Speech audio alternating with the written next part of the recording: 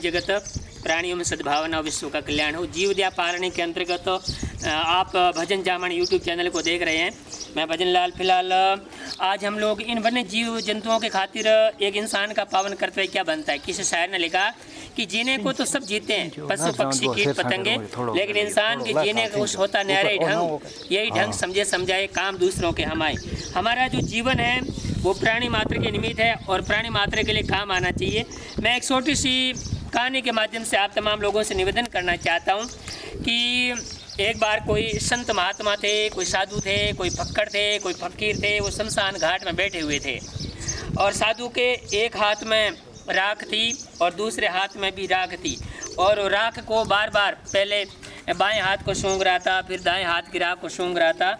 उसी शमशान घाट के पास बहुत बड़ा रास्ता गुजर रहा था और किसी बुद्धिजीवी ने उस संत महात्मा को फक्कड़ को इस तरह से करते हुए देखा और वो बुद्धिजीवी आदमी उस संत महात्मा के पास गया और जाकर के निवेदन करने लगा कि हे महात्मा आप ये क्या कर रहे हो। तो उस साधु महात्मा ने जवाब दिया कि मैं किसी बात का परीक्षण कर रहा हूँ, मैं किसी बात का निरीक्षण कर रहा हूँ, किसी बात का मैं पता लगा रहा हूँ।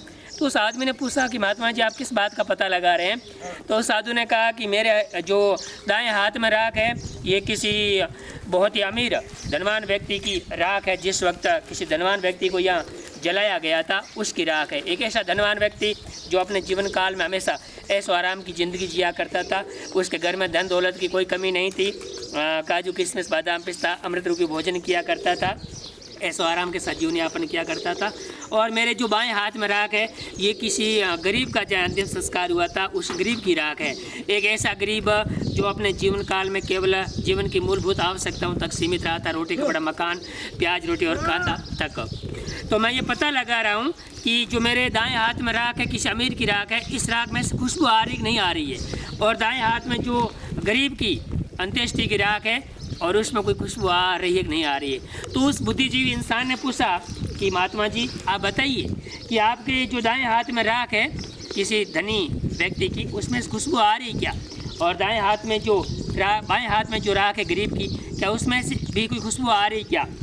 तो जो संत महात्मा था, फक्कड़ था, वो कोई सामान्य व्यक्ति नहीं था, वो बहुत बड़ा कोई कवि था। तो उसने कहा कि लाखों गरीब हो गए, लाखों गरीब हो गए, लाखों अमीर हो गए, मिट्टी में जब समा गए दोनों मिलकर एक हो गए। तो ये कहानी हम लोगों को शिक्षा देती है कि ये सामने विद्या न तपो न बलम न ज्ञानम न शीलम न गुण धर्म है ते मृत्यु लोके भूभार भूता मनुष्य रूपण मृगास चरंती। कि जिस व्यक्ति के पास न विद्या है, न तप है, न बल है, न ज्ञान है, न शील है, न गुण है, न धर्म है, वह मनुष्य इस पृथ्वी पर केवल भार स्वरूप है। उसका चेहरा भले ही मनुष्य का है लेकिन असलियत में वो बिना पूंछ और सींग वाले पशु के समान है। ये तो पशुओं का सौभाग्य है कि ऐसे दाढ़ी और मूछ वाले बिना पूंछ और सींग वाले ये पशु घास नहीं चरते।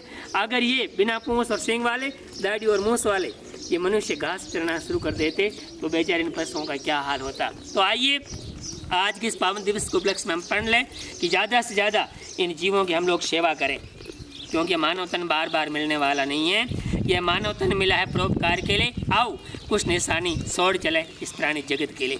जय हिंद, जय भारत, वंदे मातरम।